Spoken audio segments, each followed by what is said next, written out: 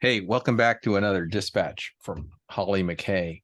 Today, we are going back to what was the center of ultimate resistance in Afghanistan, the Panjshir Valley.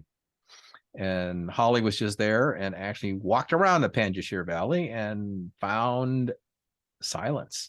Tell us about that, Hollie. So, Panjshir Valley, of course, is a place that I've spent a lot of time over the years in covering Afghanistan.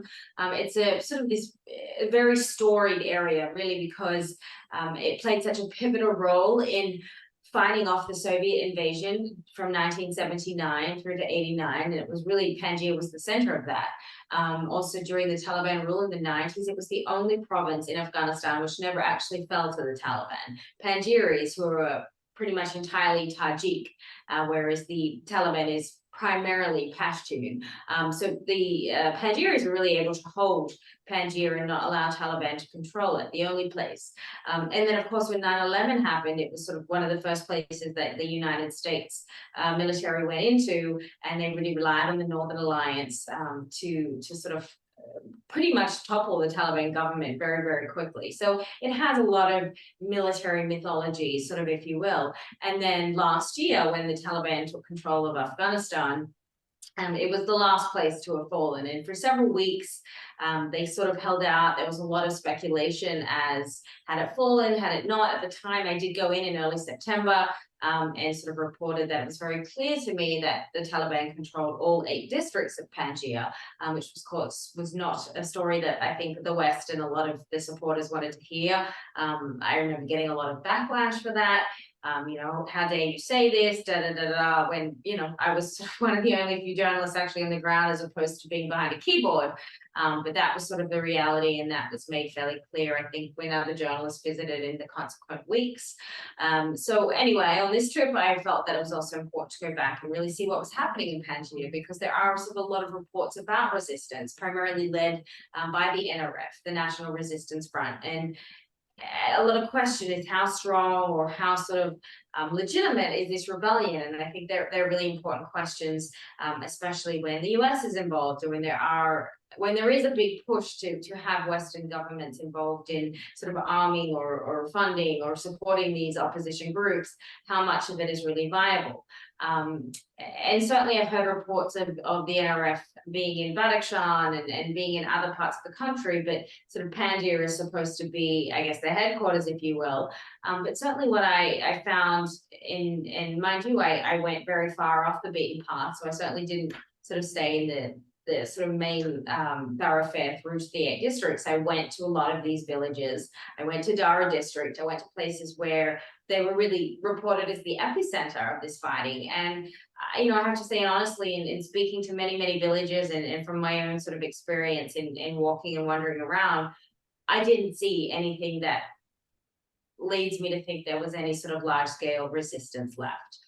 And that's certainly not to say there aren't skirmishes happening. I have no doubt, from the stories that battles have happened, that resistance fighters have killed several Taliban. I certainly can attest also that the Taliban has killed a lot of any of these resistance fighters left. But to me, that it's the people on the ground, those voices that don't really have a political agenda, but they're the ones living it every single day. They're in the midst of it.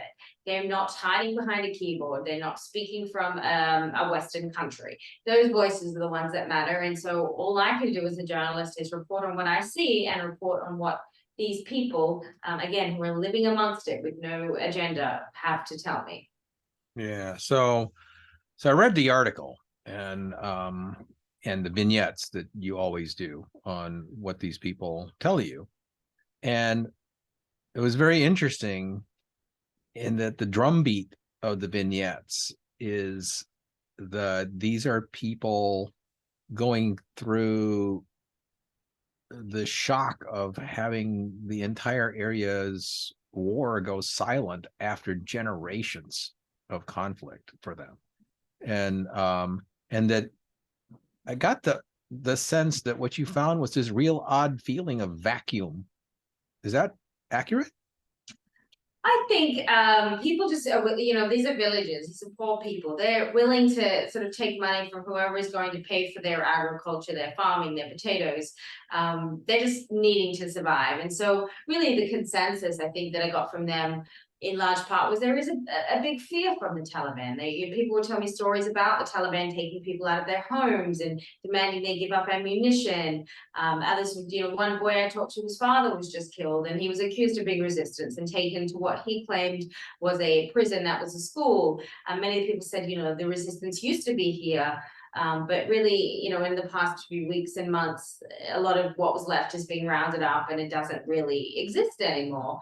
And so, the people there, basically, their conclusion was that it was finished, that there really wasn't anything there. And another thing I found interesting when I asked about sort of military-aged, able-bodied men, where are they?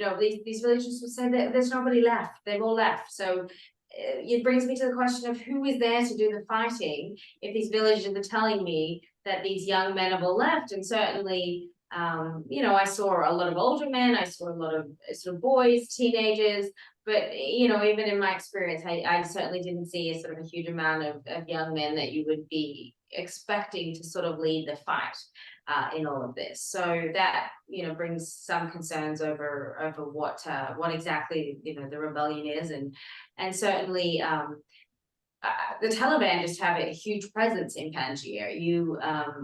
Just going down the road, you just see hundreds of them, and probably a lot more than you see in most other provinces, especially given that Panjshir is relatively very small. So obviously the Taliban is aware that something could be sparked, and they're sort of there to squash it at whatever moment possible. They've got all the US weapons too that were sort of left to the Afghan soldiers who then fled and then inherited by the Taliban. So that really isn't a match for anyone with an AK-47 on the mountain. So there are certainly a lot of issues there, but everything that I sort of point to, and for better or worse, it tells me there really isn't much of a sort of rebellion fight left in that particular area.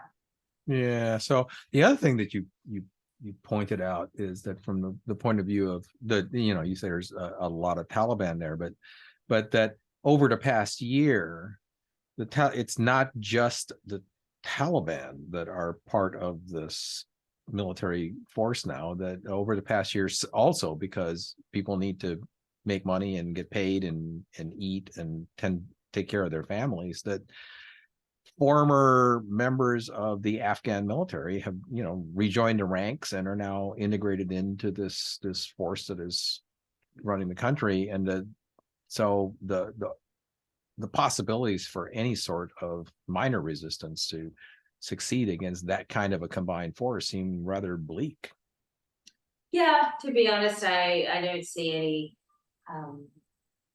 I don't see that, I don't see how the Taliban would be usurped from power, if you will, anytime soon. I just think they have a very firm grip, on the country, on all sort of their branches of their ministries, and I just don't see that happening right now. And quite frankly, for a country that's sort of been in a constant state of war for really the past 40 decades, for many people, especially villages, that little bit of pause may be what sort of the country needs to reset itself. Yeah. So the last thing I want to ask you about is the other thing I really picked up on, or thought I picked up on, was the confidence of the Taliban themselves, and it was repeated twice in your article that someone had mentioned to you that as far as the Taliban was concerned, the only resistance that is left is on Facebook. What's that about?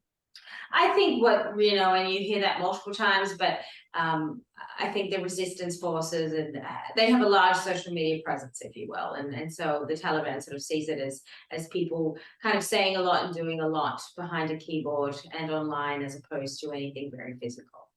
Yeah. Okay. So essentially, like most things on the internet, it's bark.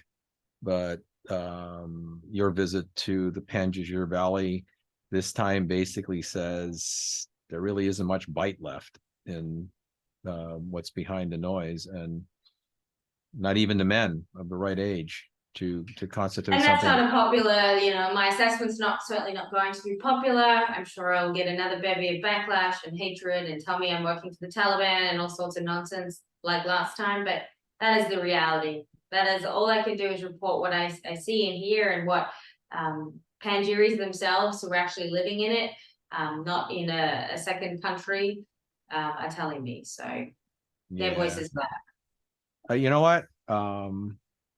So I've watched you do your work going to places that everybody else is afraid to walk into and tries to make up stuff from afar. I'm going with your assessment. So Thank you. Appreciate the support.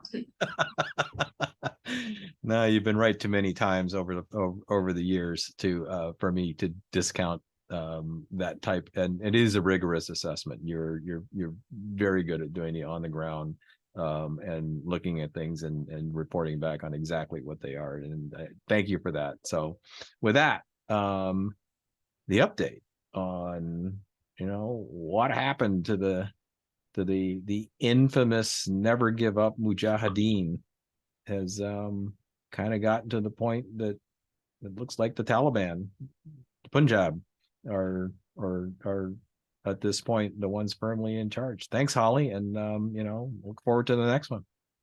Thank you, Dennis.